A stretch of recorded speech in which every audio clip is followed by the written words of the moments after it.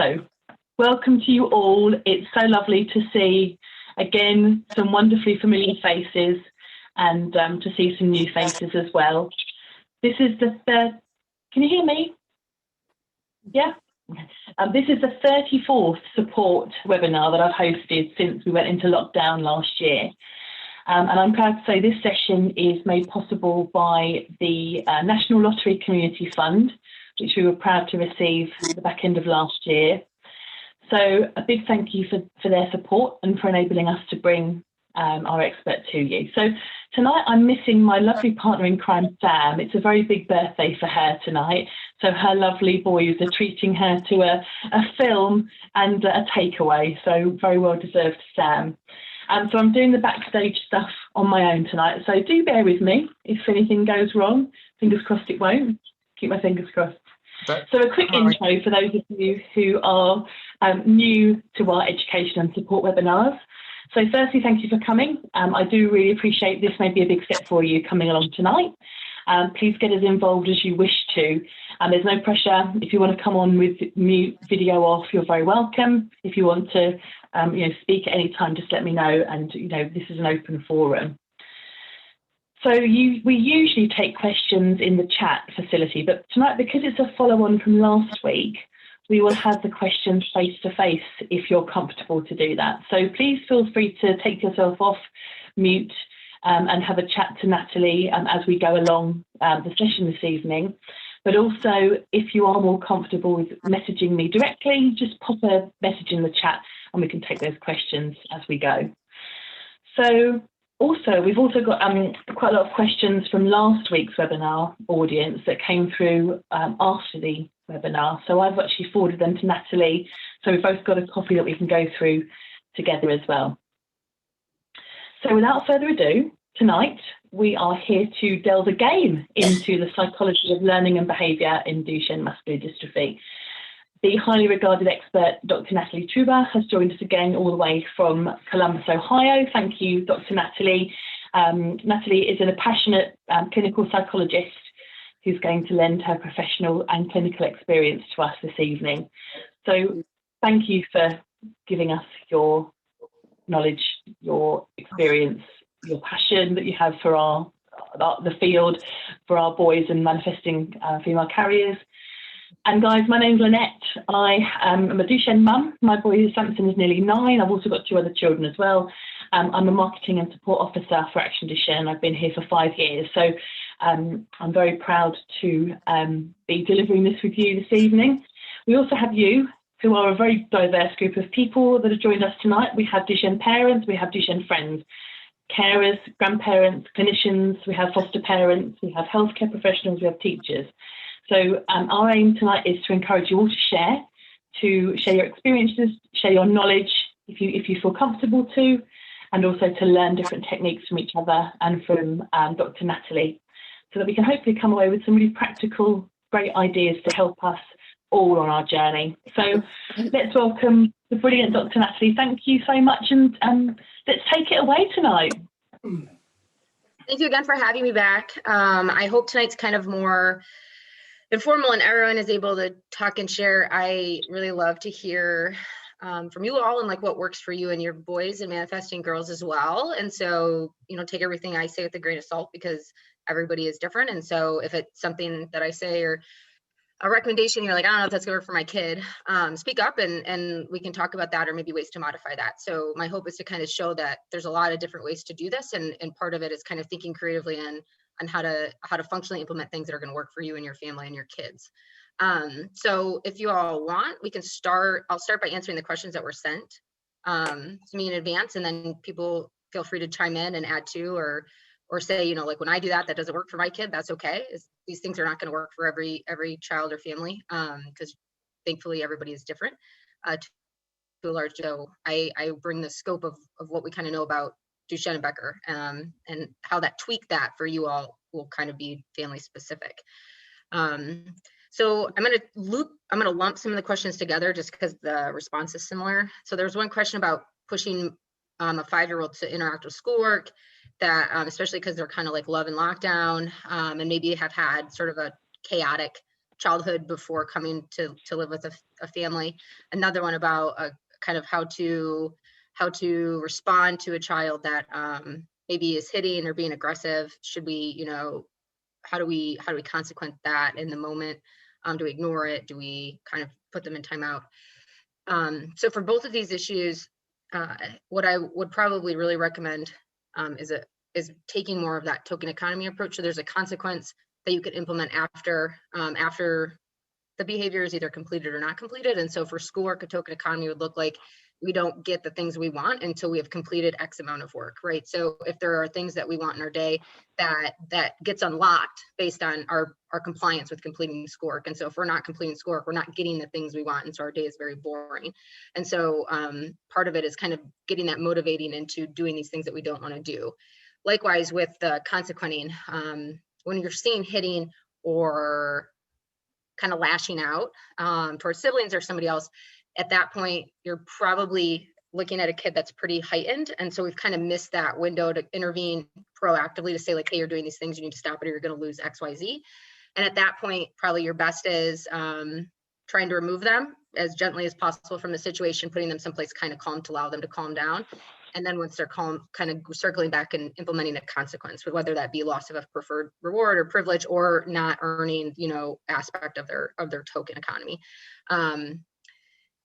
Token economies take a little bit of time to kind of get traction. And so they're definitely not something that you can like start and you're going to see instantaneous response. But over time, what you'll see is much less behavior issues because what we're doing is we're training our kids to sort of tolerate and contact consequences based on their behavior and not how upset we get.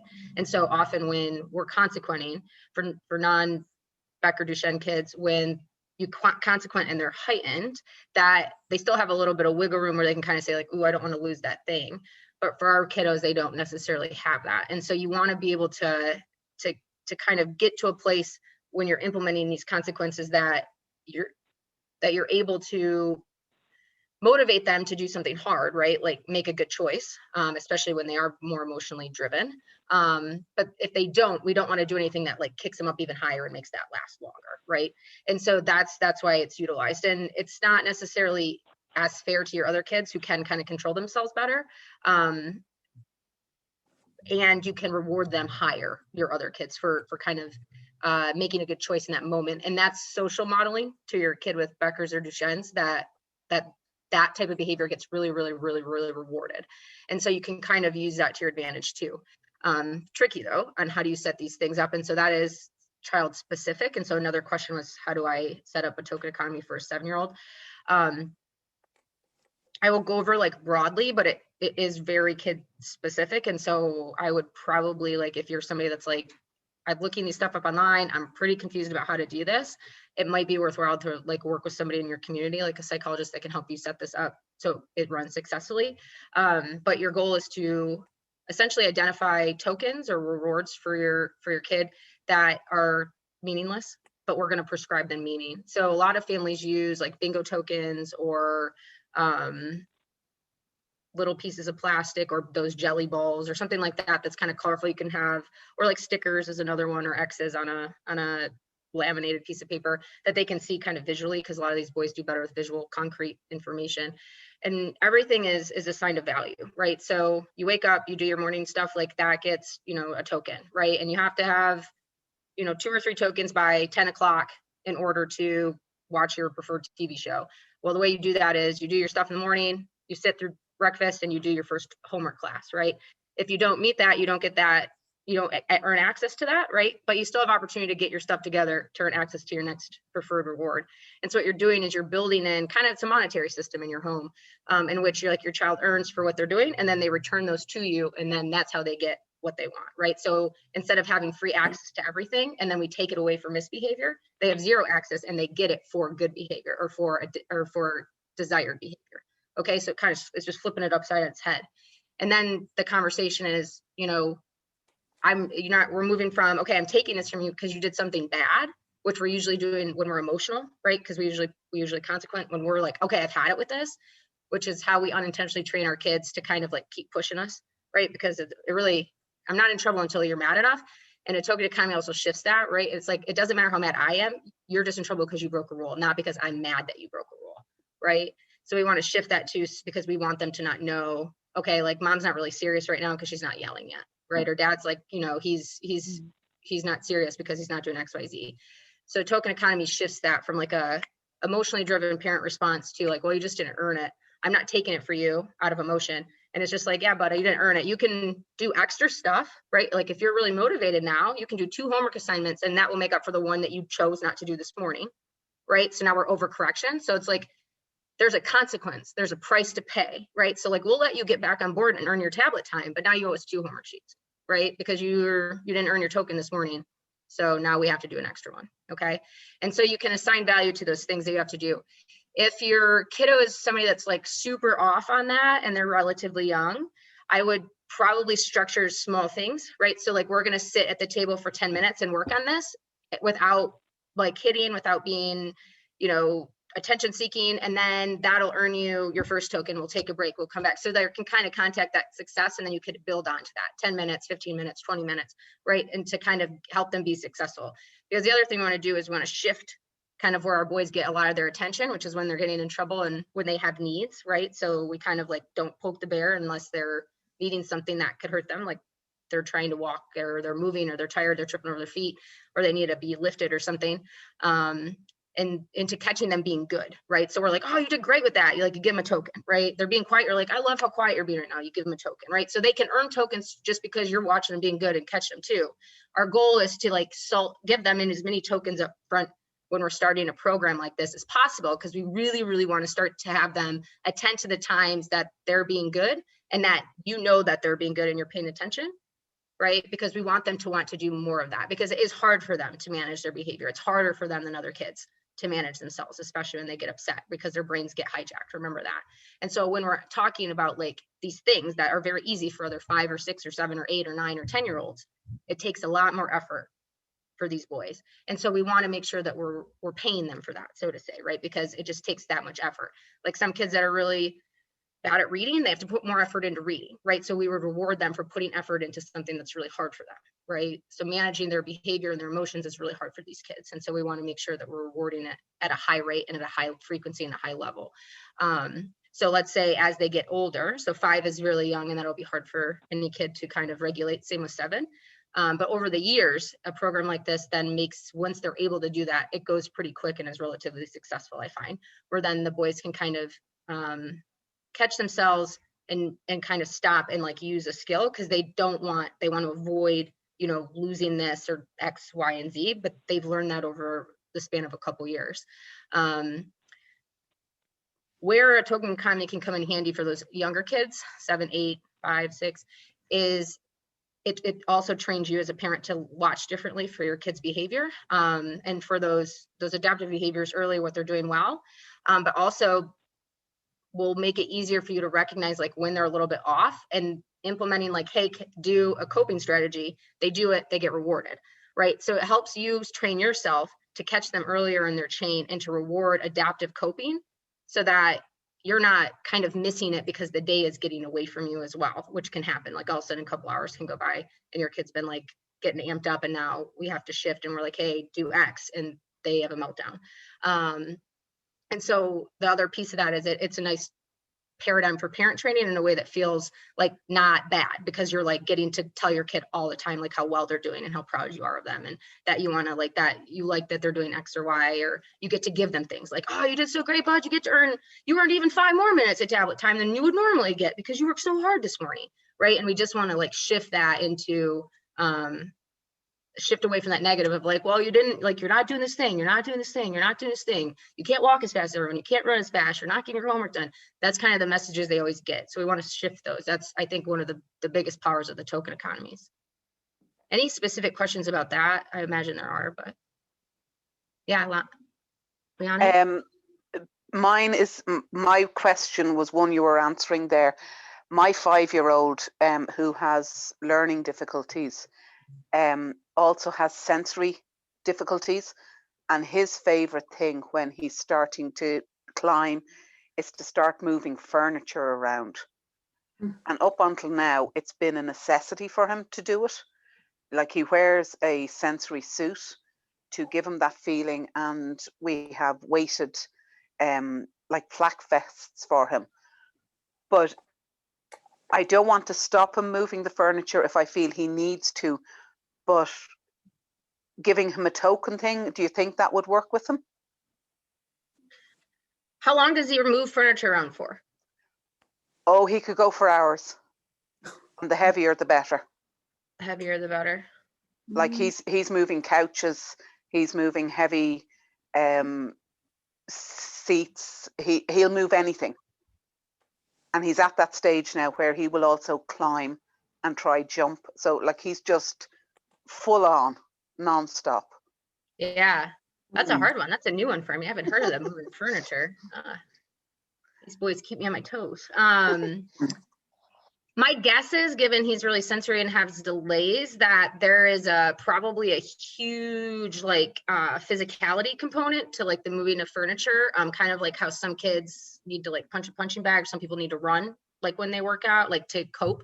Other people need to like calm and like do breathing and like kind of meditate to kind of calm. Like I'm a physical person, like I need to play sports and like run every day to like kind of help my body regulate. He might be in that camp, and so if you don't want him moving furniture, something that replicates that could be like give that pushback or give that like energy release from his body, which I think will be hard. I mean, the problem with that is we don't want muscle breaking down, and those are heavy things. So that's obviously we'd want to avoid that. A token economy might help, especially if the goal is maybe working on like getting that a lot reduced, right? So could we, we're going to move furniture for an hour, and if you only move it for an hour, like you get big rewards for that, right? Or trying to cut that down and over time work on getting that littler and littler so that maybe we could shape it to go away. I think that's a tall ask for a kid like that, but maybe as he ages, that might be successful. Or if you have a physiatrist or somebody like a physical therapist that you work with, or that maybe could help think of other ways to like get that muscle engagement. Because my guess is there's like a haptic feedback to that too. Like it just feels good to like, if you ever like just punch like want somebody. to scream, or punch somebody, and you just like want to like my guess is he has that. So they might have ideas, knowing him and knowing how his body mechanics are, on like other ways that could like help him get some of that energy out that maybe isn't also helping like speeding that muscle breakdown up and like potential for that risk of like injury or something because of the steroids and all that. I might think about something like that. And then even like about like they have those like even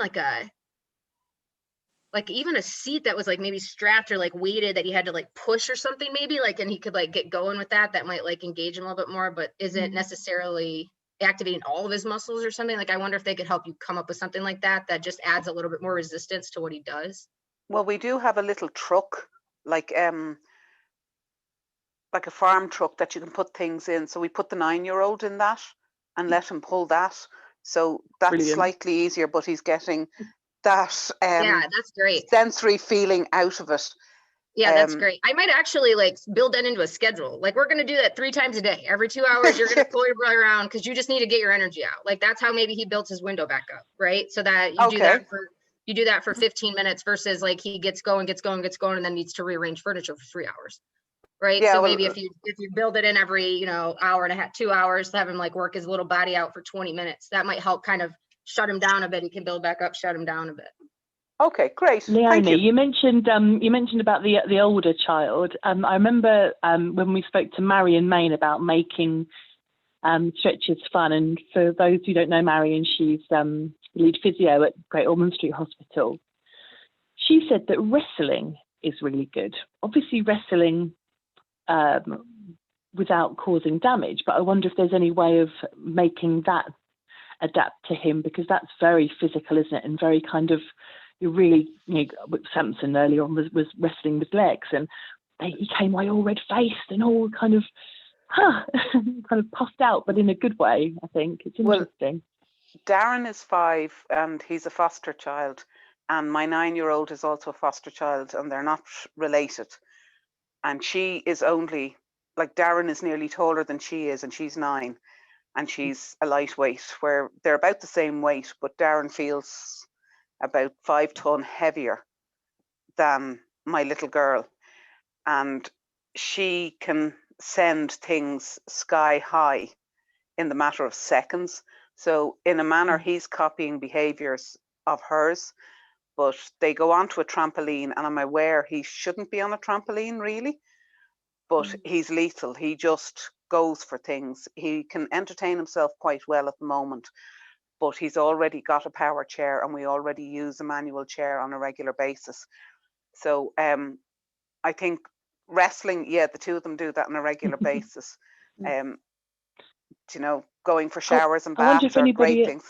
Sorry, Leonie. You're all Sorry, right, Leonie, carry on. I was going to ask if anybody else has any kind of input or advice that they can impart to Leonie for this, if you've come across anything similar.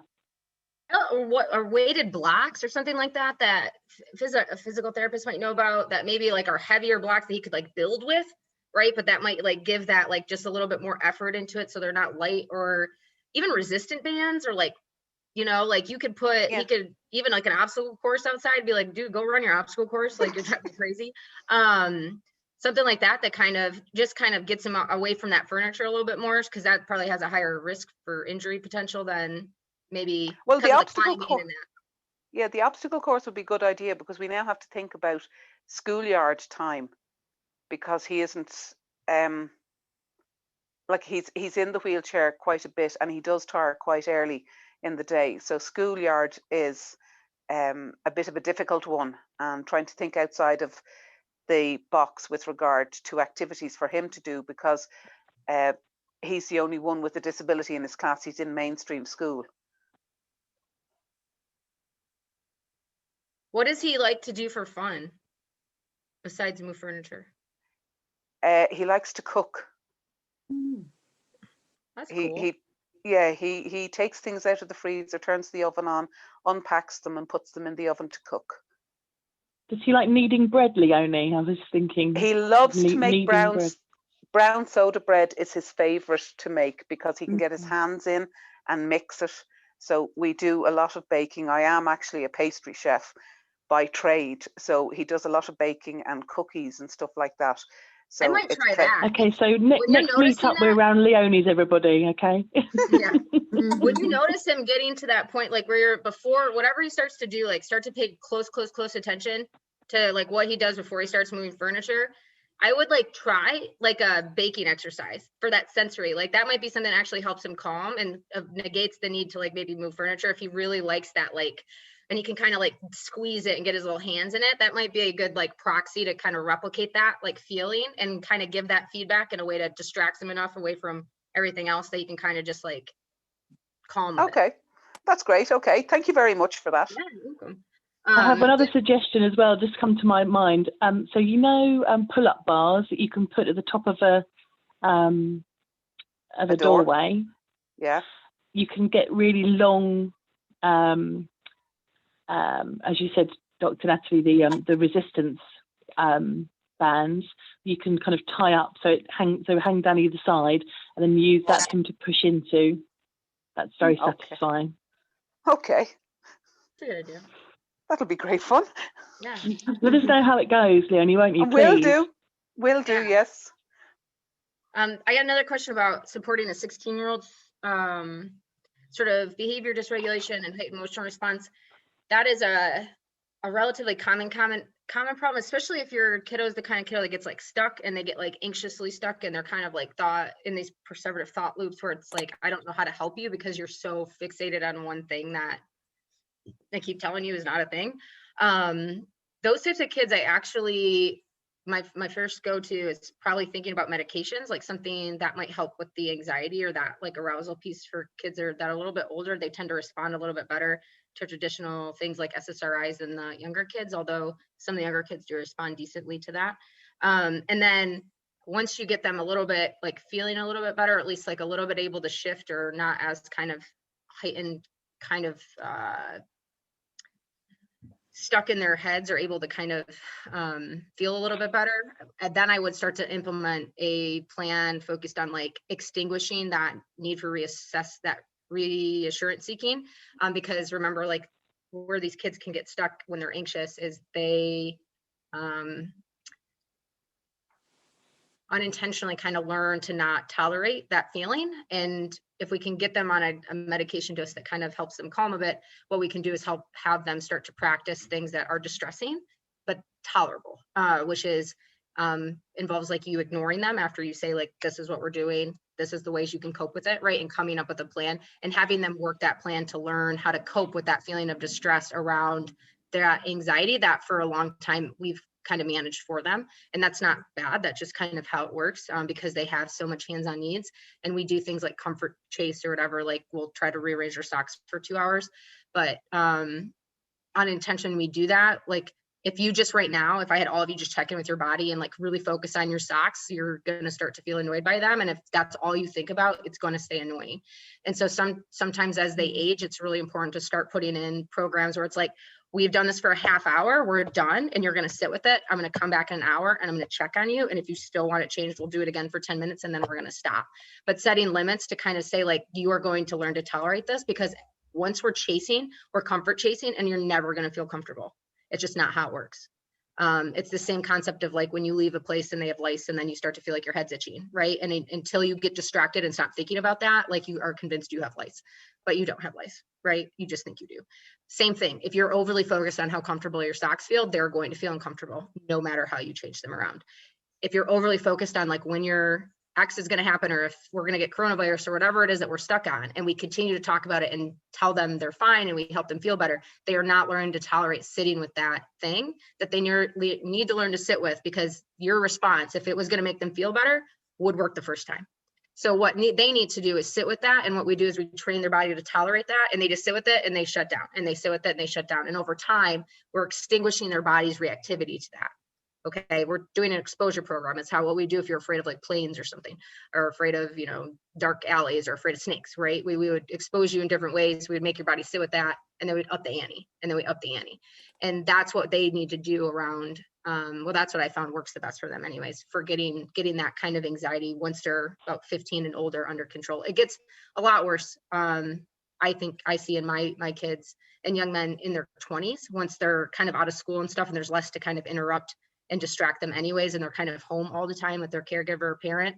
I see that kind of comfort chasing and reassurance seeking kind of can get worse at times. And so proactively planning for that in high school and kind of just developing ways that like, you're the type of kid that gets really stuck on the future things. So we're gonna, come up with plans that are like, we answer that one time, we say this back to you, like we do X, Y, Z, but developing a plan for helping them cope with that, so they know that you're not going to help them feel better, that they need to help them feel better. And that would be a good place for therapy. Questions Just on to that? go back on, you mentioned the type of medication that you would recommend at that stage. What was the type of medication? I wouldn't recommend any specific type, because I'm not a physician, but there are medications like SSRIs, SNRIs, other ones like that are common depression, anxiety medications that I would talk with your primary doc about. Mm-hmm. Okay, thank you. Yeah. Next question is about school. I actually think this is a fun question. So, but I apologize. I'm sorry for whoever is dealing with this, because this is a very challenging question. So a 7-year-old is very anxious about everything and negative in his outlook. He's read online about average life expectancy and argues about school and using that as an excuse. He's also an overthinker and tends to make himself very sick with worry. Not sure if this is genuine or not. Strategies to help him stay calm, reduce anxiety, or their medications that would benefit him short term. This might be a kiddo that probably may need some of those medications, and therapy around restructuring our perceptions of the information we've read and learned, and really shifting to a point of like, how do we create and find meaning in life regardless of what's going on around us, and in ways that you as parents can support that, or caregivers can support that. So, and I have kiddos that I work with like this. We really work on, every time we make a negative statement, we're then needing to make 3 positive statements, right? So I'm going to die younger. Okay, well, I'm really good at math. I could make a difference in the world here. These people care about me, right? So there's way more reasons to put effort into having a good quality of life and making life meaningful than there is to kind of disengage and not do anything. And really shifting into that, into working in that self-talk arena, which for a kid as young as 7, challenging, and especially given that they've done some self research online, always less than ideal for the boys to kind of learn these things from not y'all, and really shifting into hope, right? Like, we are not gods. Like, we don't know what is going to be happening in medicine in 10 years, 15 years, 20 years. What we do know, though, is that we have to be as healthy and we have to be in as good as enough spot as possible to benefit from anything that might be available. And so in our family, right, like, we acknowledge that this is hard, and we acknowledge that our future might look away, and we prepare for meaning, right? Like, so we create meaning. We can acknowledge that that is a feeling that we're having, and then we identify ways that we're going to cope and we're going to move on with this for the day. And that little itty bitty probably needs a therapist to some degree, to kind of help with that, because that's a lot of burden to place on you as parents to kind of be having those conversations. But somebody that can kind of help be a sounding board and an outside person to help restructure that, which can be hard when kids can sometimes not listen to strangers sometimes more than they will their parents. If this kid is your kid and he's that type of way, I might think about that. Other things that I've done with kids like this are finding things that they're really, really interested in that do bring meaning into their life. Like, if they're really into video games, like trying to get them into like a video game team or video game camp or something that is just kind of like does give them meaning or makes them happy. So it's kind of like, see, there are things that are meaningful in life, and like, in order to do these things that are meaningful, we also have to do these other things, right? Because like, we are preparing for a long future, and so we need to do school, we need to work hard and learn how to do our math and our reading, and we do that to earn our time playing our games and seeing our friends in these arenas. So that will probably take time to get any of those things going. But for a kid like this, I probably would consider medications, along with some therapy, and then some like really, really targeted family approach to helping redefine and define and understand values, and why our values guide us, and what gives us meaning, and why we do the things we do even when we can't predict the future. And that's any of us, right? Like, any of us could die tomorrow. You still go to work, and you still try to be a loving spouse, and you still try to be a good citizen of the world, and XYZ. And we do that because it's just what you do. And so you can have those conversations. If they're bringing it up, it's okay to say, that argument is like us. Like, would you not want us to be a good mom or dad because we don't know what's going to happen tomorrow? No, of course not. Right? Like, so it's important that, we define meaning for ourselves. And just because you have Duchenne doesn't mean you don't have meaning, right? And like, we want to reframe that and send that message, right? And so if they have a really big interest in something like dinosaurs or whatever, like, find ways that like you could build that into giving them like just the best experiences ever to create meaning, so that we can start to contact that, right? Like, but you like this thing and this makes you happy and gets you out of bed, right? Like, what if we could do more of that, right? So clearly there are things that you like about life, right? And like, living life means we have to do school, right?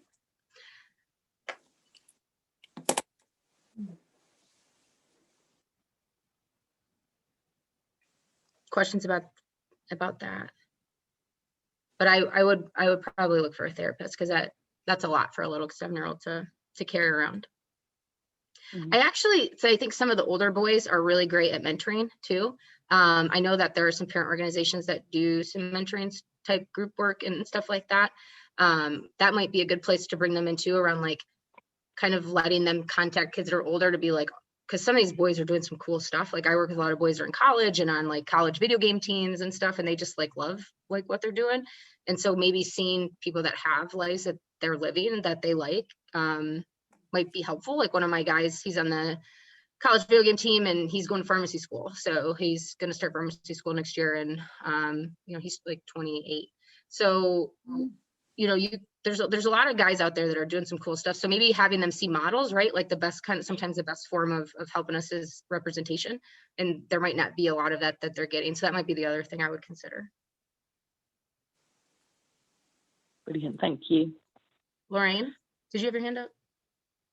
You're muted though, my friend.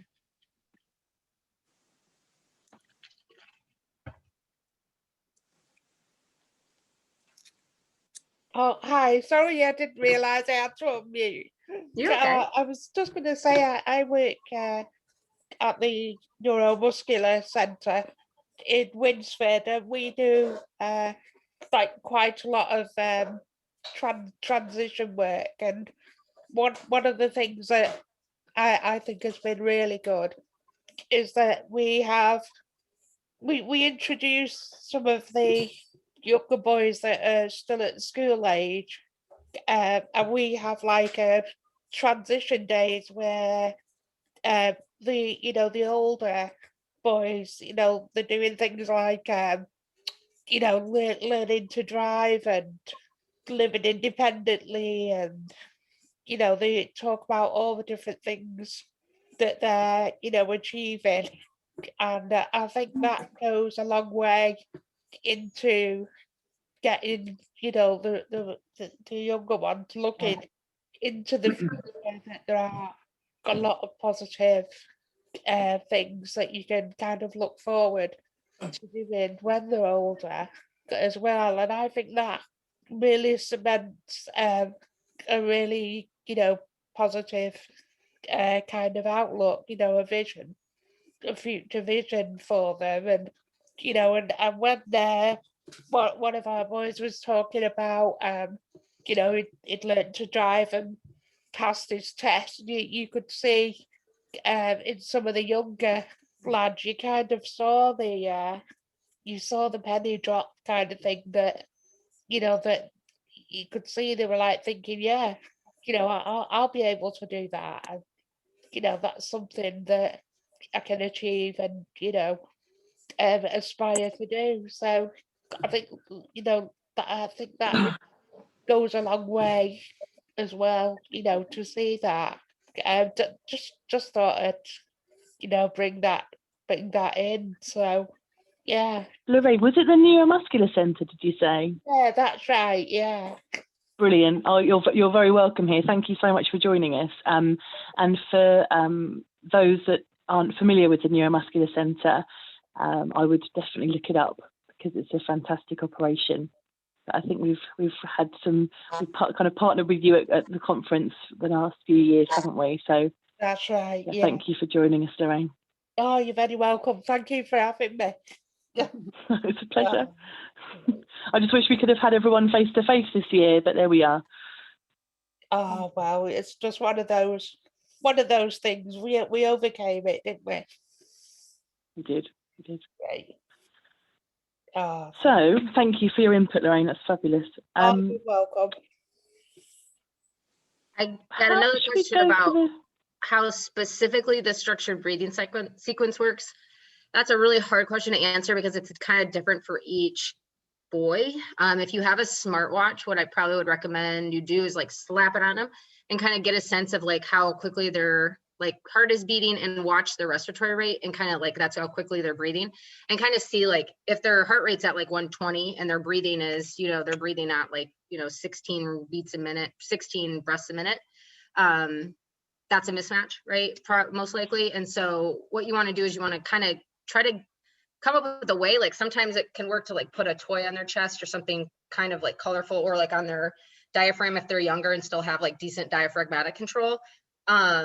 And watch that kind of like rise and fall as you like count a minute, just to kind of see like how quickly they're breathing. And what you want to do is kind of get a sense of how off are they, right? Like, is their body a little bit more keyed up than their breathing is? Because that's going to change the pH of your blood, which kind of kicks off this arousal process in a lot of ways for most of us. And so what you want to do is in that moment, your goal is to kind of help them recognize how quickly they're breathing, map onto that. So intentionally breathe that fast and slowly breathe and bring that rate down. So they might be like starting off at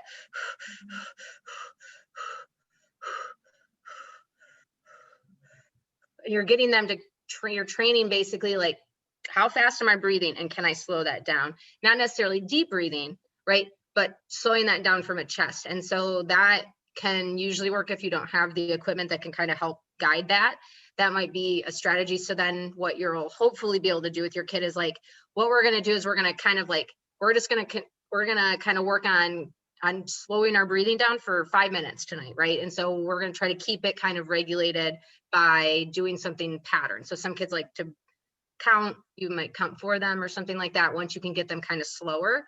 Some kids need haptics. You could say like in, pause, out, and you can do this on their hand and they can just like follow you, right? Or you can just have them watch that toy and be like, I want you to count like 5 rises of that, right? Or I'm going to count with you.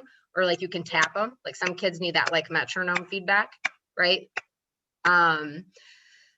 Some kids need to breathe every 3 seconds, 4 seconds. So like breathing 3 in, 4 out. Some kids need 2 seconds. So that's where you have to kind of play with it. Like, where's your kid seem comfortable and like what can they do? And then you kind of have to tweak it from there. And so play with it first yourself. So you kind of have an idea of what you're asking them to do and what that feels like. And then work with them on implementing those things slowly. If they're really young, you might actually have to train attention first. And so some of our kids that are like kind of all over the place, they can struggle to attend. And so you're gonna have a really hard time getting your kid to calm down ever if they can't literally shift focus on you when they need to. And so what you might need to do first is when they're calm, right? You only practice breathing when we're calm. Otherwise it's not going to be effective, is we kind of train attention. So we're going to just sit, we're going to breathe. And I want you to focus on counting. I just want you to count how many of those is happening, or I want you to like tap my hand just keep tapping my hand. And I want you to focus on that. And every time they get distracted, right? So they ask you a question, you see them like eyes wandering, you restart a timer. So you're going to do it for a minute. So every time you get distracted, we restart the timer, right? Because we're just training, like we need you to put the effort into doing this for a minute. And once they can do it for a minute, then you do it for a minute and a half, then 2 minutes, then 3 minutes, right? And so you're training that attentional control, which does take them a lot of effort. And once, you can get to a good place of like, oh, they can kind of focus on for 5 minutes, you can start to implement that during the day. Like, hey, I need you to calm, I need you to focus on me and focus on what you're doing. And I need you to do your breathing, right? But if they can't sustain attention, having them try to do breathing or calm or even shift when they're mad to you is not going to happen. So sometimes for a lot of these kids, they do have to have attention training first. If they're a little bit older, you could do this as a game. A lot of the kids that have more of that ADHD presentation where like they're just like getting up and walking around and you're like, okay, we need to sit down and eat dinner. What are you doing? It can help with them, like set a timer. Like there's apps you can get that are like random interval timers and play a game. Like, and if you're doing a token economy, this is a good time to like give a lot of rewards. And so if you have to be, every time you hear the tone, if you're in your seat, you get a token, right? So what they do is you set this random timer, and then anytime it chimes, right? If they're in their seat, you give them a token, and if not, and they get back to their seat immediately, they could get like half a token, right? And if they miss it all together, they don't get any token, right? So you're kind of training them to pay attention to the auditory stimulus and to remember when they're out, if they haven't heard it, to be like, oh yeah, I gotta go sit down. So you're training, again, attention that way. And that works really well for a lot of kids with ADHD, like straight up ADHD. And for our boys, can work if they're a little bit older and neurotypically like pretty strong, and can use that self-talk verbal strategies to remind themselves like, oh yeah, I got to sit down. Oh yeah, I got to sit down. But if they're have some language delays or they're not kind of verbal, that's a really hard approach. So I wouldn't probably use that approach.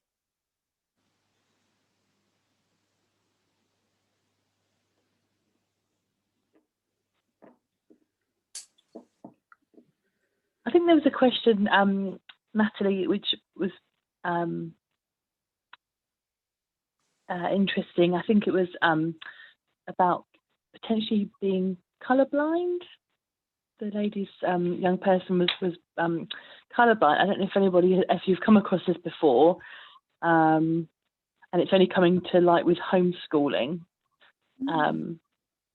Yeah, I did see that question. I haven't hit that a lot. I imagine there are boys I've seen that are colorblind. Not to my knowledge. If there's something specific about like the intersectionality of colorblindness and things that we're talking about, I'm happy to kind of touch on that. I'm just not sure what to be helpful with that when that in that statement, more or less. I can read it.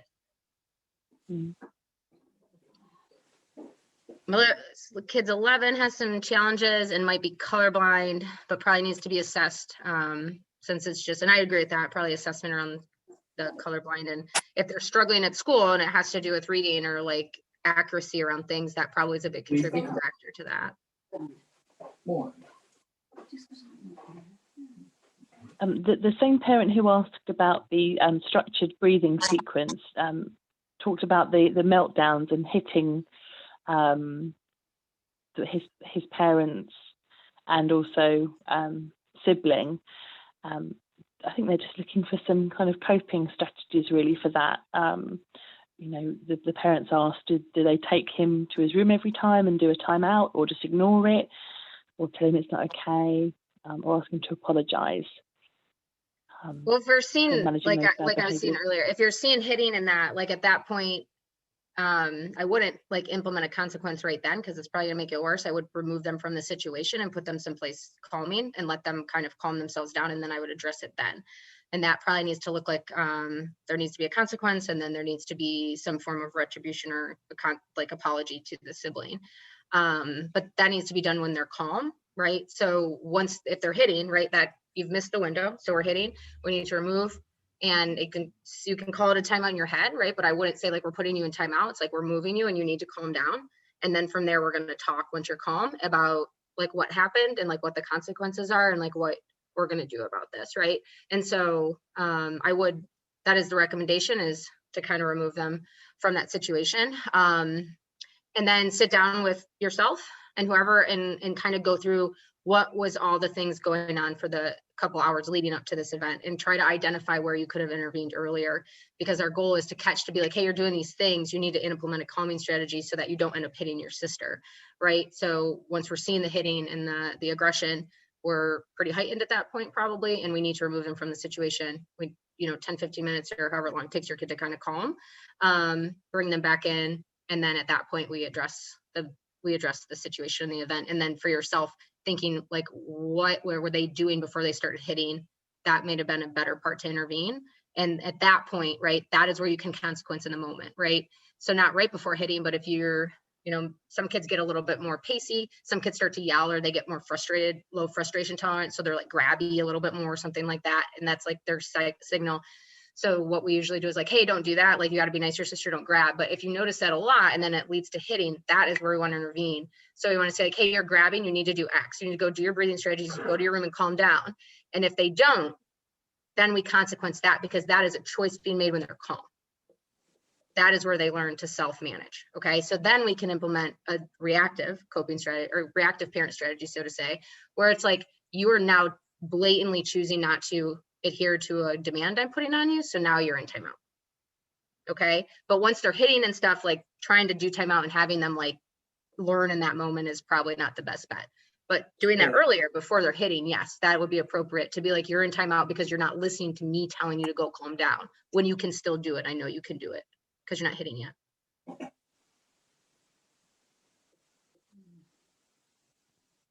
And always apologizing is important, right? But apologizing apologizing for hitting is great, right?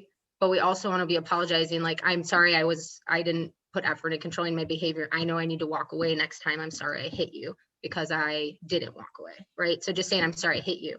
We also want to attach the, what did I not do that also contributed to that. Yeah, Terry. Hi. Go for it, Terry. Hiya.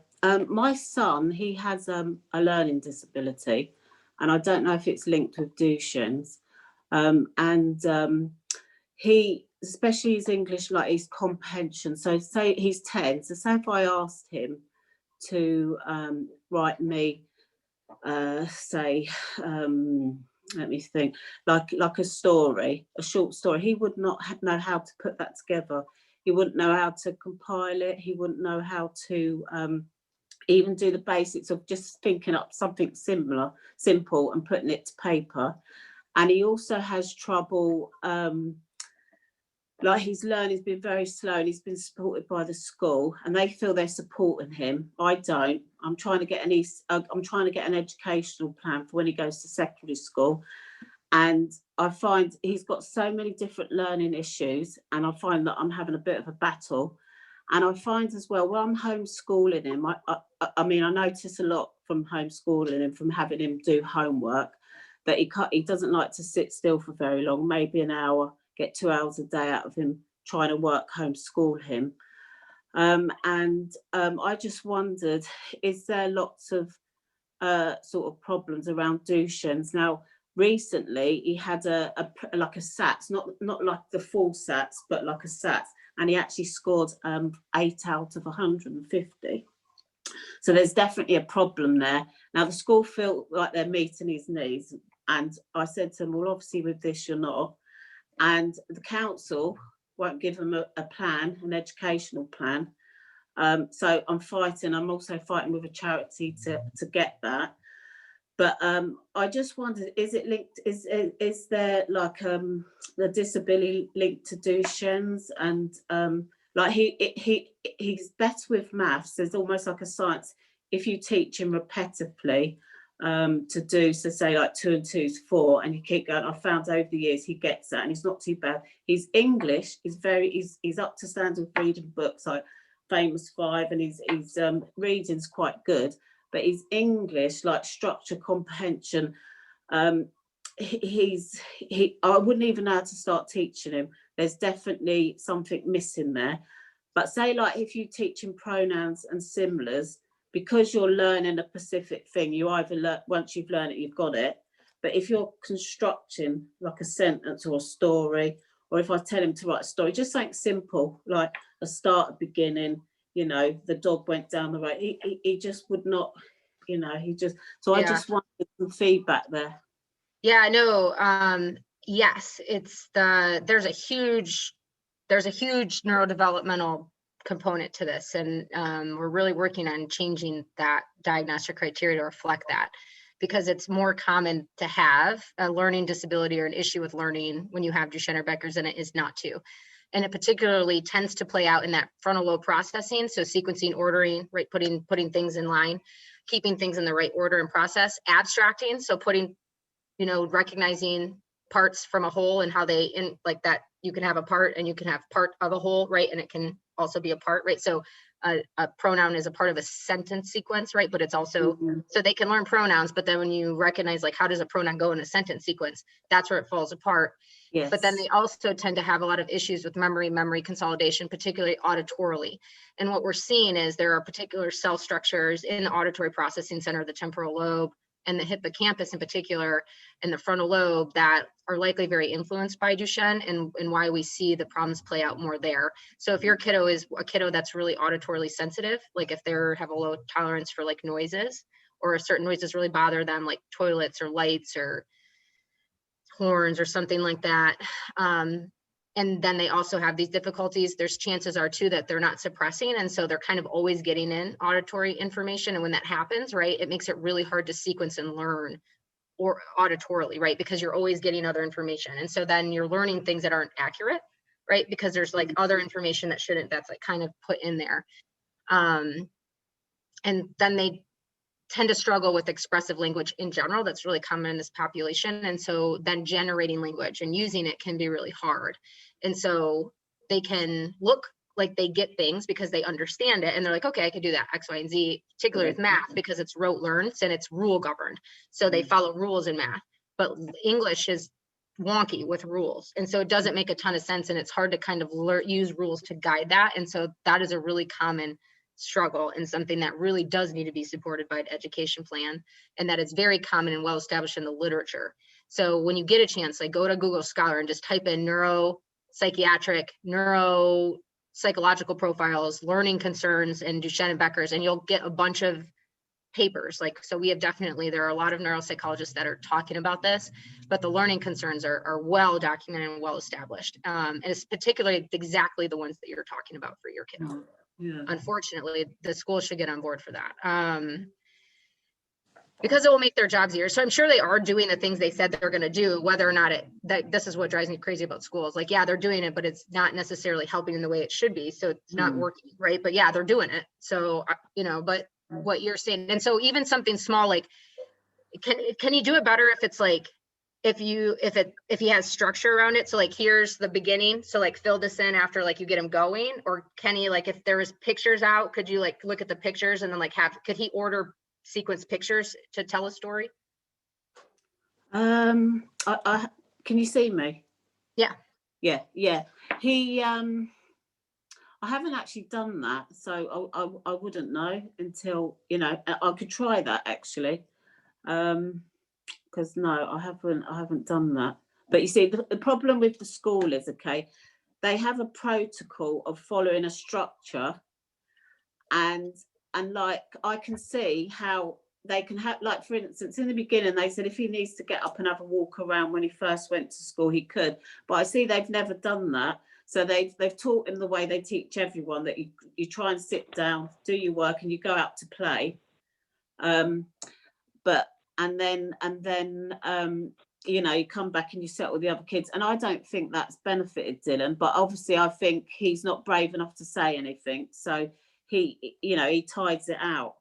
And I also think, like, because I'm doing a one-to-one, I see a lot more, and I can see things that they've missed with him, and they have a structure, and because it's what the school policy is, they follow it.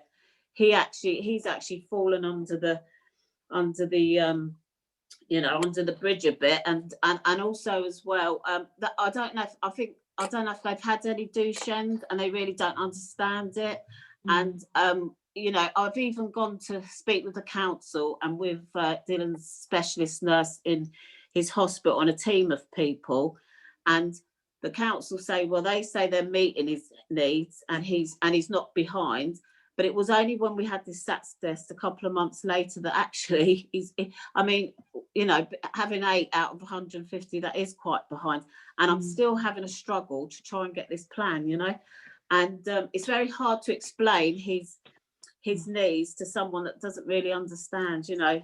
And it's the school, you know, and it's not anyone's fault as such. It's just that, you know, this part of having this sort of disease, they're not familiar with it and they don't understand it, so it's a battle. Terry, I would suggest that for at Action Duchenne we deal with quite a lot of people that we support, and it's a very similar story. What you're saying now, and we meet with school teams and we help you with the HDP, and we kind of hold your hand really through the process. So please, I will get in touch with you after this. Even if it's just coming on a call with the school, sometimes it's just nice to have someone that can go, actually, that is a thing that happens for young people living with Duchenne. So please do use our facilities for that. It sounds like you need the help at the moment, and we're very happy to do that. So. Yeah. And I wondered if I could ask a couple of more questions, which isn't actually to do with that. But does any people, or have you heard of any people that suffer with tics with Duchenne's?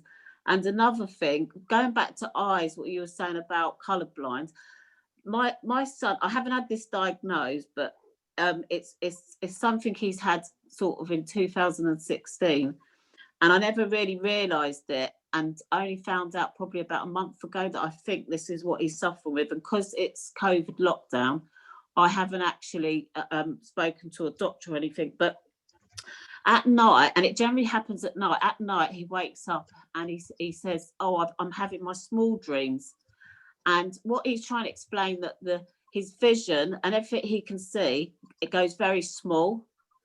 And because he's had it a few times, you know, and I mean, obviously he wakes up crying, he's quite traumatized by this. I actually Googled it in desperation because I thought, this is going on for years. Maybe there's got to be something in it. Now, I wished I'd done it earlier because I was shocked. When I Googled it, it come out Alice in Wonderland syndrome. And when I read through it, I'd never heard of it before. When I read through it, I couldn't believe it. It was exactly what my son was telling me he was experiencing. And then it actually linked back to these night horrors he was getting many years ago. And it was just, and I just wondered if anyone's heard of that, or any other Duchenne kids have that. Yeah, so yes, the tics is common, and the weird sleep stuff is common, and that sleep-wake sort of dysfunction can be common, where they have those like weird sort of experiences when they're falling or waking asleep, kind of, particularly because we're starting a study at children at Nationwide, hopefully in the next couple years, that will look at this, because there is some data that suggests that there is some sleep, just like ability to sleep wave, like go into certain sleep waves because of Duchenne, and potentially how it affects, again, that cell's ability, action prime, and potentially like they don't go fully into all the sleep cycles, or they have a hard time transitioning out of them, which particular where we see that is that sleep wake, where sometimes they're having like really weird, intense dreams, waking up or sleeping. And that's common for humans. It just tends to be more common than you would expect to see in any one population in these kids. And so their sleep, for a lot of them, most of them, is off to some degree. They have a harder time sleeping, or they don't get as good of sleep. And so we don't know why that is, but that is actually very common. The one thing I would recommend for your son as well, at school, he's the type of kid that sounds like they really need a one-to-one aid. And I actually think that a lot of our kids that are behaviorally chaotic need one-to-one aids to do exactly what you're doing at home, which is catching that and like really learning those individual things. Because these kids, it's like if the world was structured different, like they would do great, but it's not. It's structured in a way that isn't meant for kids with Duchenne or Becker's and how their little brains work. And so that one-to-one aid can kind of serve as that frontal lobe and help them be like, hey, you got to focus. Like, where are we getting stuck? Like, let's help organize this. Let's help do this, because they're capable of doing certain things like their peers, but their brain is kind of always catching up. And so it's just a mismatch. And so a one-to-one aid is something that could really help them at school. And then also I might talk to your doctor about medications that could help, like either with that inattention or like that hyperarousal tic. When we're seeing that like tic or OCD like behavior often, those kids, when they have that along with the sleep, along with that, like they can't sit for longer than a couple minutes. When I see that, like the first thing that we're doing is we're looking to optimize sleep. So what is going on with their sleep? And they're probably not sleeping, which is making this all worse. We start there. We see if we can get them falling asleep and staying asleep a little bit better, so they're not having that weird waking stuff throughout the night. Once we kind of get sleep a little bit under control, what we'll do is we start to work on daytime kind of hyperarousal, right? So we're getting better sleep, so we can kind of see, okay, now how much of this is sleep, how much is Duchenne? And then once we're kind of like, okay, this seems Duchenne, what we can do is kind of look at other medications that blunt that need to kind of get up and move all the time. And then from there, you can start the behavioral stuff around like, okay, like that one-to-one aid will be more effective. The schools, what they're doing, hopefully will be more effective. But chances are, if that weird sleep stuff's been happening for years, they're not sleeping well, right? And so that if any kid that, even if they don't have Becker or Duchenne's, doesn't sleep well, they can look very behaviorally chaotic and crazy. And so we always want to get sleep under control first. So I would probably very much advocate with your neuromuscular team around doing something to help them sleep, and then something during the day to help calm them down and kind of see where you land. And then from there, kind of go, because part of the issue sounds like they're maybe so inattentive and kind of like overstimulated that they can't attend to like even get all the information to learn to sequence. So if you only attend to this piece and then you miss the beginning, the middle, and then you're here, it's like, I don't know how to put this together because I missed the middle, right? So that might be a piece that's contributing to that. So I might, and that he's got to just feel confused all the time, I imagine. So like that's a confusing place to live for these little kids, because they don't really know what's going on all the time. And socially, it can cause them problems because they misunderstand or misinterpret social situations, social cues. Oh, people are being mean to me, or they're making fun of me, they're laughing at me, or something like that, just because they missed something in the middle because they got distracted. And so it can have, if your kid is that type of kid, even kind of stepping back and being like, all right, let's like, we're watching a movie and it's like something they like, and you can like pause it and be like, all right, what are they doing? What are they doing? What do you think is going to happen next based on what everyone's doing, right? So you're helping them kind of understand like the sequence of social events too. And like, or like you're reading a story and you can stop and you can kind of work on these things naturalistically, like, and that might give you a better opportunity too, to know like how inattentive like is this, and like where do they like miss huge chunks of information, because that's something like with the school that they could help with, even if it's something like they just give him a copy of like their written notes every day and he could go through and read it with you, right? And then you're reading it to him and he'll be like, oh, like he maybe missed a chunk, right? But like if it's like something like that, like they can provide him visuals that will help him have that scaffolding that he could go back and reference. Because again, and this is what I push all the time here in the States, the goal of school is not to like browbeat these kids. The goal is to like teach them how to learn so they can be successful adults. And these kids need to learn different than other kids. And that just is what it is. It's a neurodevelopmental condition. This is a rare disease. So I don't expect the school to understand, but I do expect them to drink our Kool-Aid and accept that what we're telling them is true. And they do learn different. And so they need to be instructed different. And so like even a kid with ADHD, if your kid is diagnosed with ADHD, the same strategies aren't going to work because your kid is ADHD driven by Duchenne. And so the strategies need to be different. So it'd be like, you wouldn't have a school if your kid was on chemo, be like, well, we're not giving them chemo because we don't give other kids chemo. It's like, okay, cool. Well, other kids have cancer, so I don't care.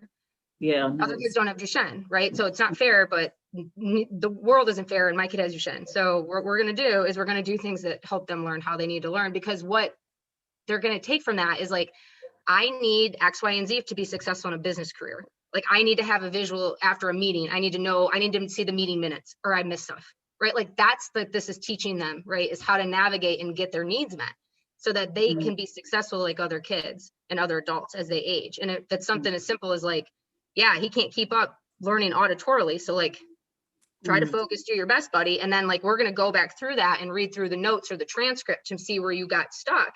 That might just be something he needs to learn how to do. Right. But the school needs to support that. Yeah. Okay. Yeah. Okay. Yeah. Brilliant. Thank you. Fired up I hope about that helped, Terry.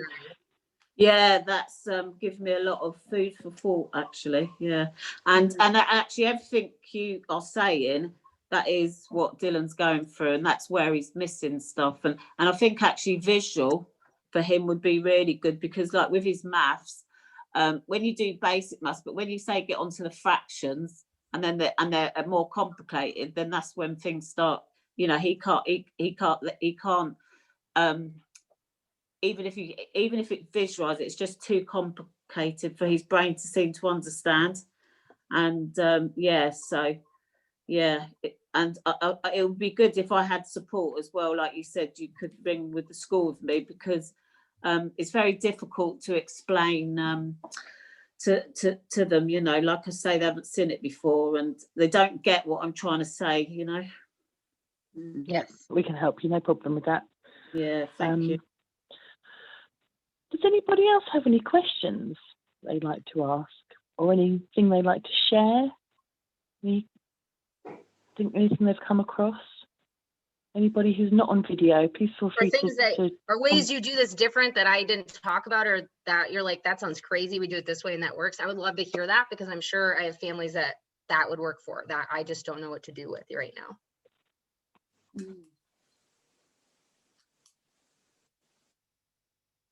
If anybody wants to come off mute, they're very welcome to. And if not, that's okay too. You can always shoot emails. It does take me a while to get back to emails, just because the nature of how many emails I get, but I will do my best to get back to you in a reasonable amount of time. I was wondering if there was any kind of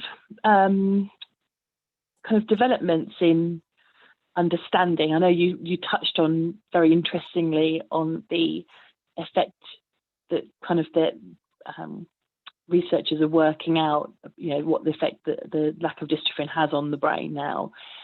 Is there anything that you're kind of, that's brand new, that you can share with us that's really interesting? Well, the yes and no. So we have decent data that kind of backs up what I talk about with the brain being hijacked and kind of being overstimulated from a neurotransmitter, like stimulating neurotransmitter dysfunction sort of standpoint, where for some reason their brains do seem more flooded by certain stimulating neurotransmitters like glutamate, which kind of activates the brain and keeps it firing. And for some reason, it does look like that dystrophin has a role in reuptake and kind of regulating things that we're just not really sure of. And so probably the most exciting data that is not published and that we can't really talk about kind of has to do with recognizing that there's a unique process that dystrophin maybe serves in the brain. We're not really sure what's going on in these kids' brains, but what we know is that there are some really, really characterized differences depending on even almost like where certain deletions, replications, duplications are seen. And so there's likely also a role for primary and secondary gene contributors that we're designing a study right now that will hopefully start to look at primary gene contributors and secondary, and is there sort of an interactional effect that maybe helps us predict when kids are really young, kind of what maybe they're looking at, and can we put interventions in earlier? I think that's something that we're hopeful about, that might help us better identify like what your kid's kind of brain profile might be or more likely to be, and kind of what we could do earlier to kind of stay ahead of this. Ideally down the road, what we would like to see is kind of getting a better sense of what we're seeing from like what's going on with sleep and the cells and the biochemistry in the brain and how dystrophin kind of influences that. Are there treatments that are targeted to Duchenne that we're not drawing on kind of standalone mental health stuff, but really understanding the Duchenne brain and putting words to that and having that be part of the diagnosis. And so I think probably the most cutting edge thing that I'm excited about is that we have a lot of backing, a lot of data to say, like, this is a neurodevelopmental disease. It does affect the brain and how the brain develops, just like it affects the body, if not even more so. And so the behavior issues, the learning concerns are as legitimate and specific to Duchenne as muscle weakness and decline over time, and not related to secondary processes, but specific to Duchenne, and having that be part of the spectrum, kind of like autism is a spectrum. Duchenne, my hope, is going to be looked at as a spectrum of neurodevelopmental and sort of physical sort of progression and how that relates to each other. And so that's probably how I can speak about that right now. Is that not recognised at the moment then? It's recognized. It's not formally recognized, like in the DSM and in the ICD and the things that, you know, insurances and schools and other places are going to look at as legitimizing what we're talking about right now, but we're working on that. Yeah. Because if they had the neurodevelopmental piece, it'd be like if you showed up to your school and your kid had autism, it wouldn't be a question about getting these things in place for them because it's an established neurodevelopmental condition, right? Yeah. And my hope is that when a Duchenne or Becker's parent or manifesting female carrier parent goes in and they're like, they have this, it's like, oh, well, that's a neurodevelopmental condition. So yeah, what you're saying is true and we have to do X, Y, Z. That's the law. Yeah. Can I ask a question? Oh, sure. Okay. My little man was late in walking, and the only way, it was private physiotherapy sessions, and he got AFOs, which he wears on a daily basis, which I believe is not the norm, and it's not the norm here in Ireland for kids to wear them all the time. But that's the only way we got him upright. And in reports that have been written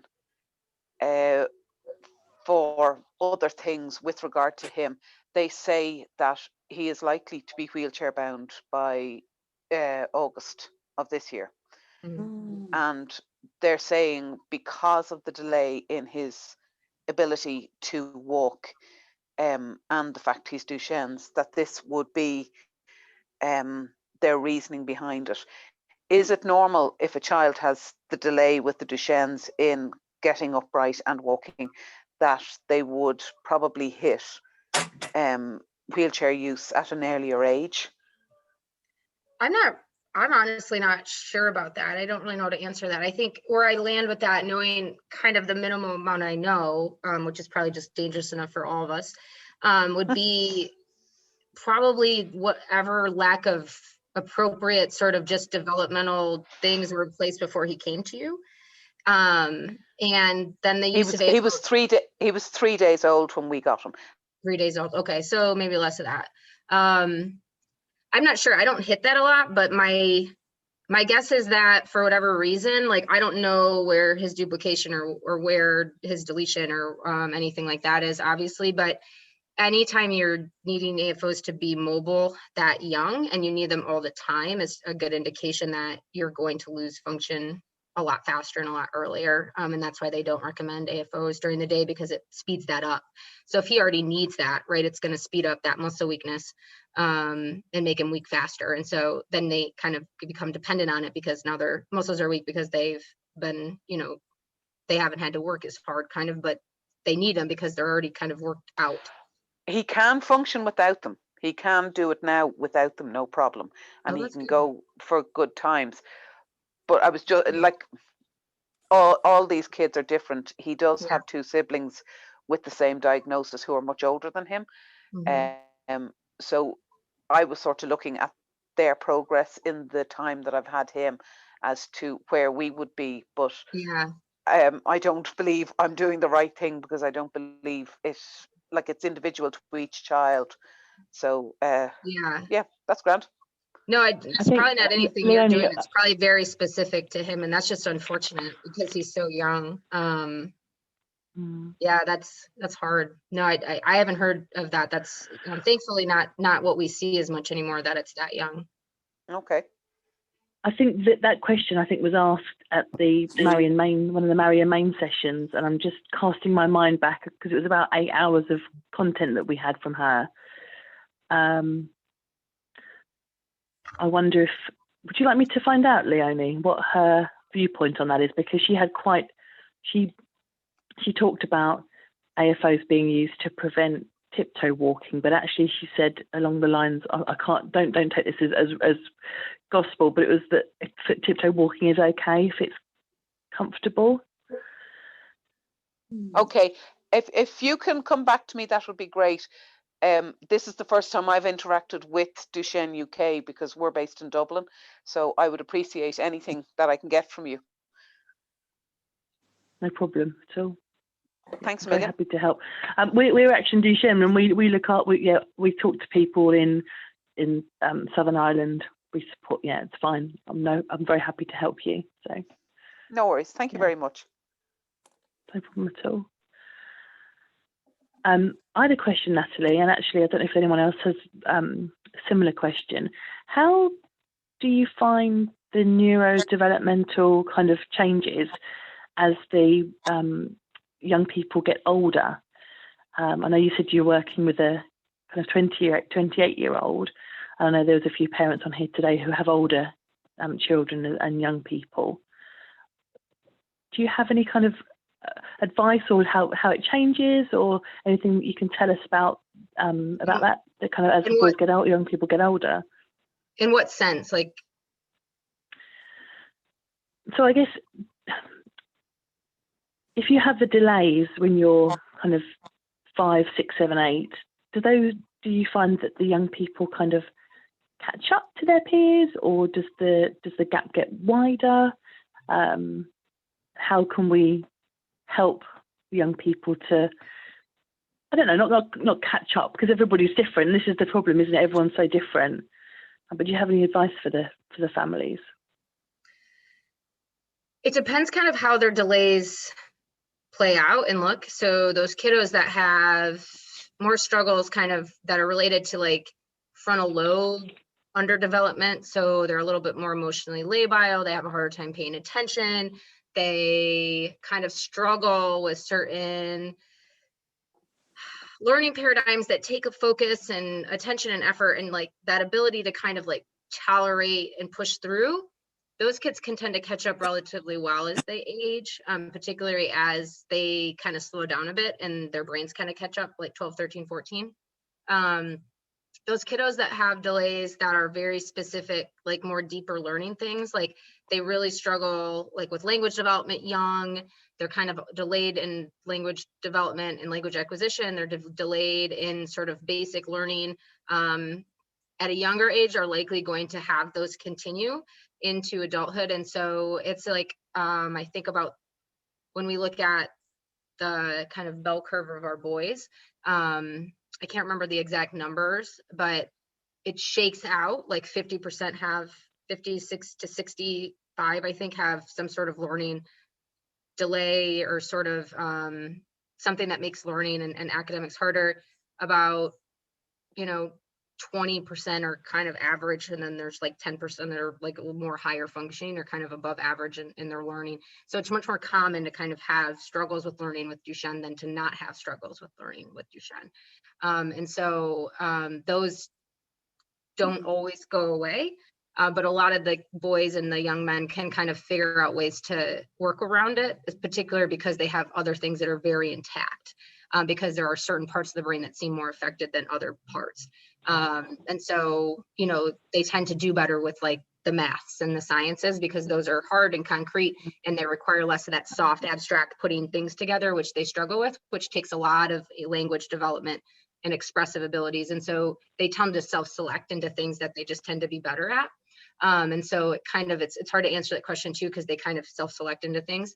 But I see a lot of older men later in disease progression around end of life and stuff like that as well. And I see the whole range. I have men who are relatively developmentally delayed and have no idea really what's going on. And then I have men who are very neurally intact and have advanced degrees, masters, and some of them have even higher degrees than that. And so that kind of persists, that bell curve, how that shakes out kind of persists into time. But I definitely think working with the school and helping them figure out, like, this is how they learn. It's not something that we're just going to fix. I mean, ideally we'll come up with gene therapies for the brain and we will fix it. That would be amazing. But we know that some of the gene therapies and other things we're doing don't pass the blood-brain barrier. And so even as we are curing and fixing the bodies, we are probably likely going to still be dealing with Duchenne brain until we have more treatments that cross the blood-brain barrier and help with these things in the brain, because we would expect to see if we fix that these things would improve, right? Or at least if we catch it young enough that we could kind of mitigate the problems from developing, because their brains don't have everything they need to be their best selves. And so it's a yes and no question. It kind of depends on what it looks like. Thank you. Mm-hmm. That's a good question. Are there any other questions from any of you lovely people? Yeah, I have a few questions. Can you hear me? Who's that speaking? Yeah, who's that? Yeah. Hi, I'm Jane Malcolmson. Hello, Jane. Thank you so much for your question. Go ahead.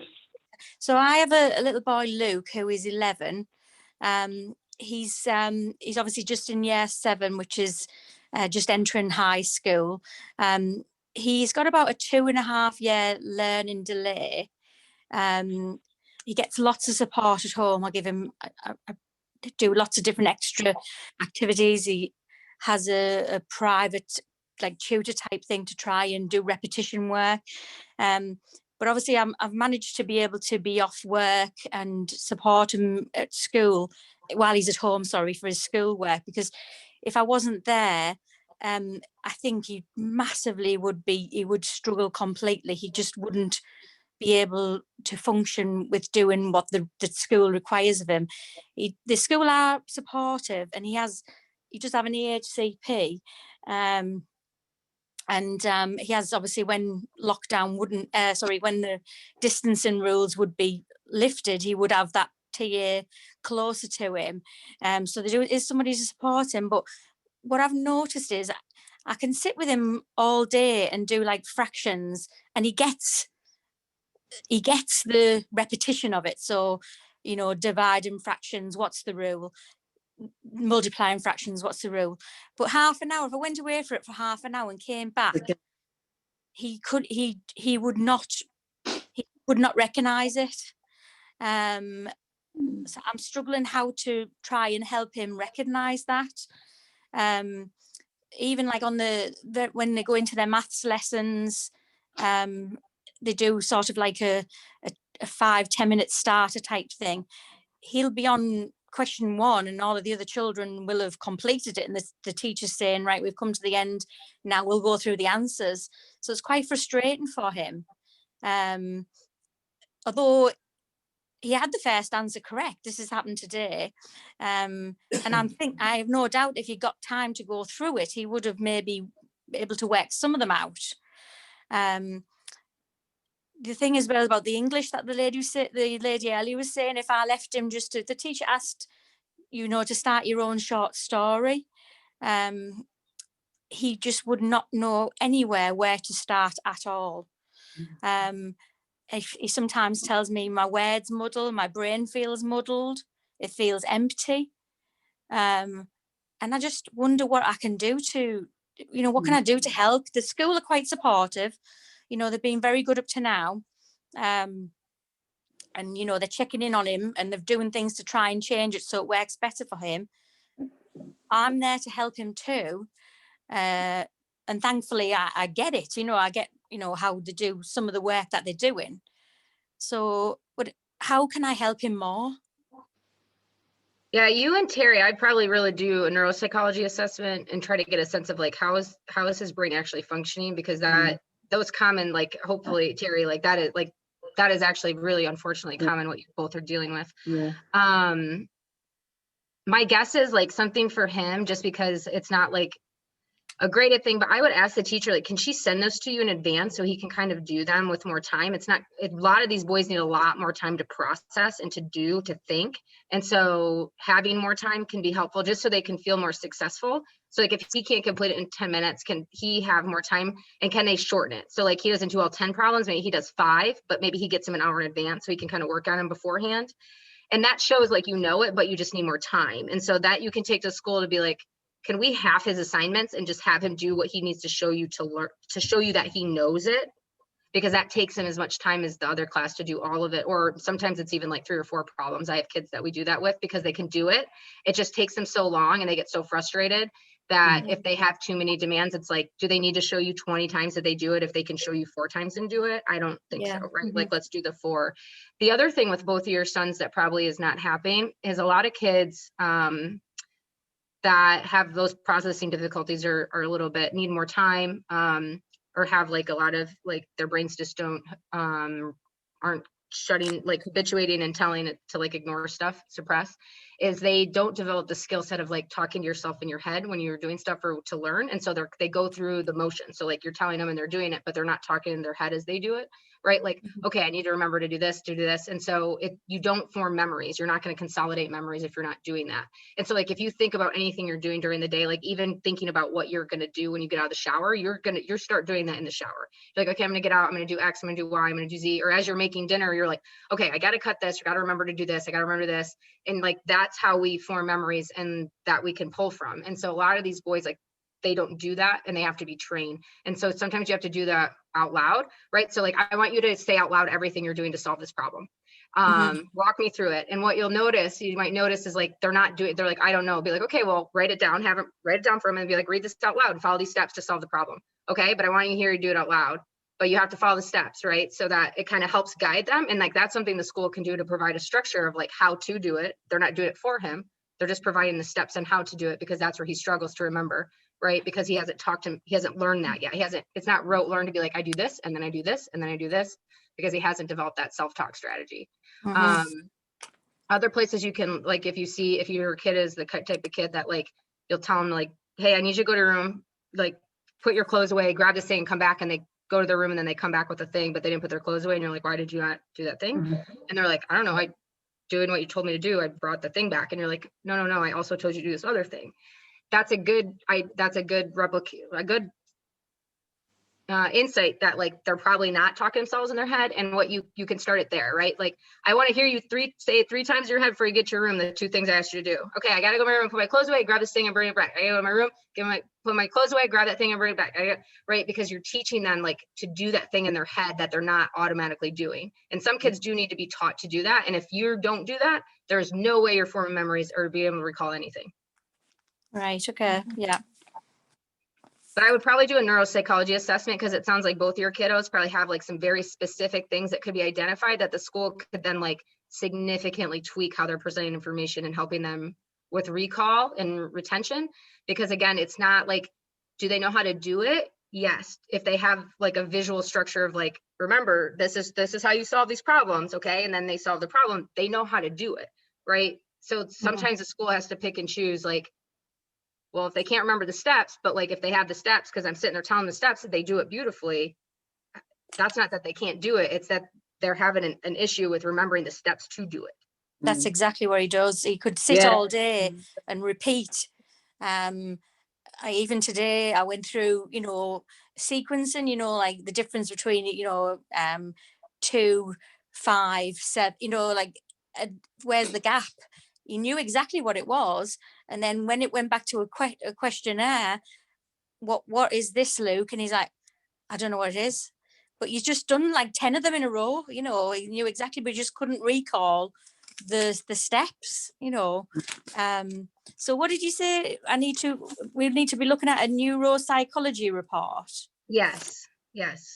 Right. Because that would really help, because it sounds like they have some really specific weaknesses and probably some strengths that they use to compensate for that in other areas of their life, that if you knew that and the school knew that, they might be able to tweak some of those things. Like maybe they do really well with visual information and like that helps them not get so lost. Well, can we make things visual? Can they tell you like if they're getting stuck, like can they order it and like have a visual so that then they can be successful? That's not asking for the world, right? From the school. Yeah. Okay, thank you. Yeah, good luck. That's a hard one. Thank you. Jane, does he have a one-to-one at school as well? Yeah, he's always, I mean, I can honestly say his schools have been very good, you know, his primary school, and obviously he's just gone into year 7, so we've just got him into the local senior school, and he has the one-to-one. However, obviously, since going into his senior school, because of the COVID situation, they haven't, the one-to-one has to stay within a meter or something, like, you know, like several meters away from them. So bear in mind, obviously he only went to school from September till December, and then he's been off again. So he's only had a small time in senior school, and to be fair, he's settled in very well. You know, I was surprised how well he's settled.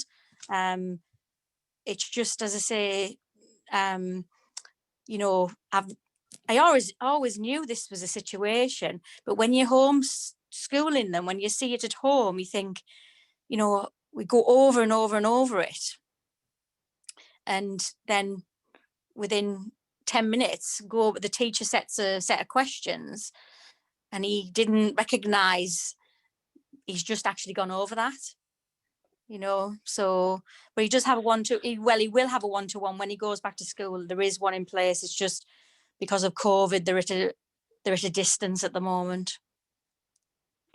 Jane, I think last week we were talking about lockdown suiting many of our young people quite well for schooling, because you have the one-to-one from somebody who naturally knows precisely what you need. Yeah. Or what the young person needs. Natalie, that really is something which is coming to real light, I think, over lockdown. Do you agree? Yes.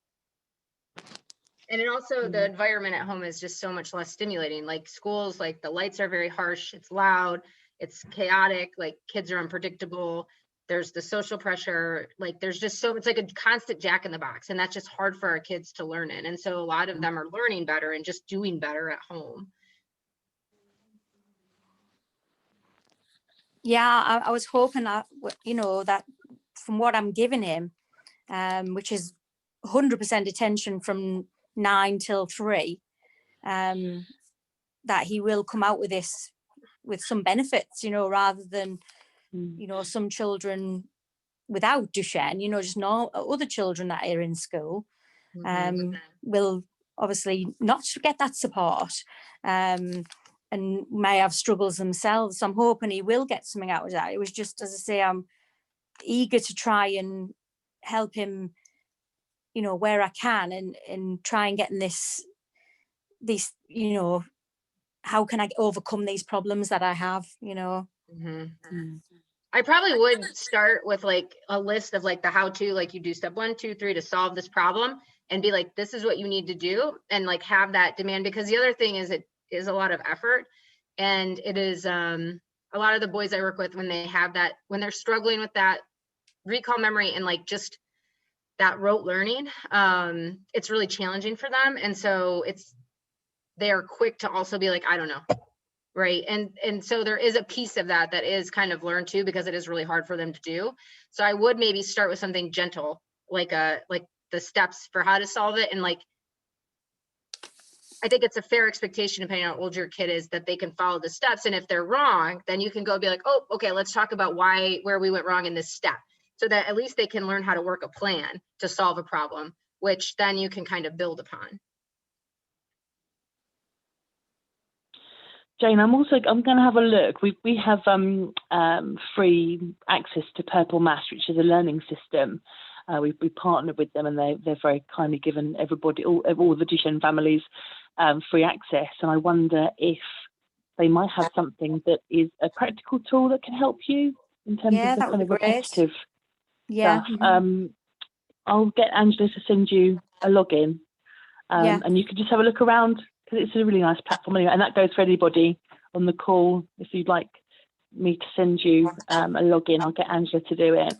It might be quicker if you email Angela at actionduchenne.org. You might get to her quicker than I will. Does anybody have any questions or shall we close for the evening? I think that's it. Yeah. Wow, amazing. Thank you so much, Natalie, again. Guys, if you haven't already filled in a feedback form, there's one coming out to everybody this evening. The reason for that is at the beginning of the session, obviously I mentioned that this is funded by the National Lottery Community Fund, and if we can get some lovely feedback, it'd be wonderful, just to show the lottery the impact on you guys and how it's changed you and how it's impacted on you. But also it's really nice to hear what you guys think about our webinars and how we can change and make them better for the future, and to give you the information that you need. So I will finish that off for the evening. It's Friday night. I hope you're all going to enjoy a nice glass of whatever you fancy, wine, beer, cup of tea, or just straight to bed. But thank you all so much. Really appreciate it. You. And thank you, Natalie. Thank you, Natalie. Thank you for having me, you all. Thank you so much. Thank you all. Thank you, Natalie. Bye-bye, everybody. Bye. Thank you. Thank you.